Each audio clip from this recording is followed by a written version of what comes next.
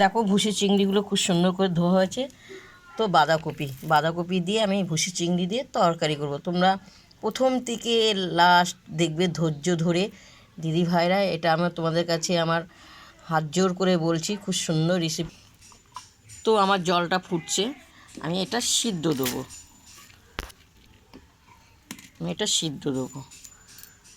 তো আমি এটা ঢেকে দিলাম। তো দেখো খুব সুন্দর সিদ্ধ হয়ে গেছে, আর একটু হবে। আর 5 মিনিট ঢেকে রাখলাম। তো এবার আমি জল ঝরাতে দেবো। তো আমার জলটা ঝরানো হয়ে গেছে, দেখো জল বেরোবে। আমি চিপে এই যে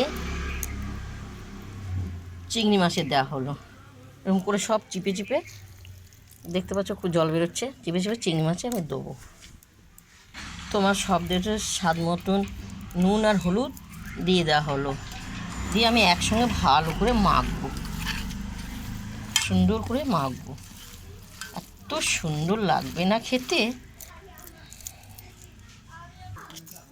তো আমি একটু সামান্য পরিমাণে একটু বেসন দিয়ে দিলাম, দিয়ে ভালো করে চটকিয়ে মাখবো।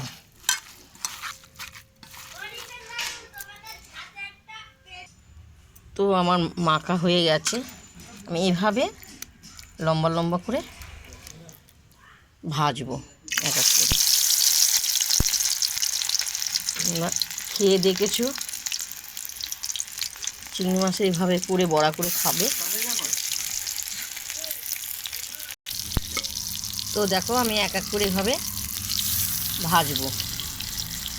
তোমরা চিংড়ি মাছ দিয়ে বাঁধাকপি খেয়েছো, বড় বড় চিংড়ি মাছ দিয়ে বা মাছের মাথা দিয়ে বিভিন্ন রকমের খাচ্ছ। তো আমি ভুসির চিংড়ি দিয়ে তোমাদের বাঁধাকপি দিয়ে একটা রান্নার রেসিপি দেখাচ্ছি। খুব সুন্দর লাগবে খেতে। আমি এক এক করে সব এরকম করে ভাজবো। তো দেখো এত ভাজা হয়েছে, এতটা বাকি আছে। পরিমাণে একটু তেল দিয়ে দেবো। তেলটা খাবে, কারণ একটু ভাজতে গেলে তো তেলটা লাগবেই। তো আমি এক এক করে এগুলো আর ছাড়বো। এটা হয়ে গেলে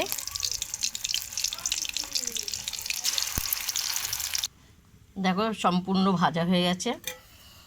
এরপর আমি আর একটু পরিমাণে তেল দেওয়া হবে। তো তেল দেওয়া হলো, জিরে দেওয়া হবে।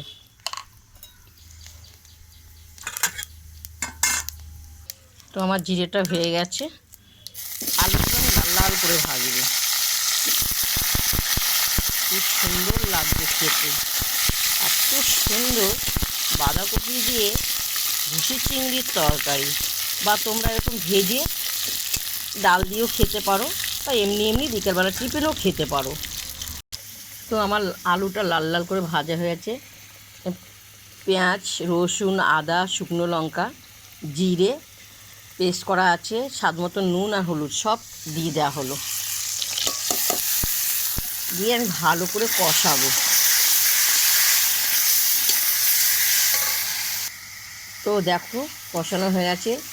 তোমরা যদি চাও যে আমরা নিরামিষ করে খাবো, তোমরা পেঁয়াজ রসুন দিও না। তো আমি জল দিয়ে দিলাম পরিমাণে যতটা লাগে, ফুটবে। তো আমার ঝোলটা ফুটছে, উপরে আমি গরম মশলা ছিটিয়ে দেওয়া হলো।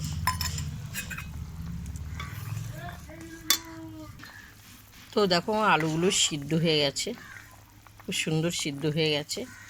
তো এক এক করে আমি এই যে চিংড়ি মাছ আর বাঁধাকপি দিয়ে যে বড়া করলাম, আমি এক এক করে ছাড়বো, সব ছেড়ে দেবো। তো সব আমি দেখো ঝোলে বড়াগুলো দিয়ে দেওয়া হলো, একটু ফুটবে। এরপর আমি নামাবো। প্রথম থেকে লাস্ট তোমাদেরকে দেখালাম ভুসির চিংড়ি দিয়ে বাঁধাকপি দিয়ে বড়া করে, দেখতে পেয়েছো লম্বা লম্বা করে করবে। তো করে একটা রান্নার রেসিপি করেছি, কি কি মশলা দিয়েছি তোমাদেরকে দেখালাম। যদি রান্নার রেসিপিটা তোমাদের থেকে ভালো লাগে আমাকে লাইক দিও, শেয়ার করো, কমেন্ট করে জানাবে।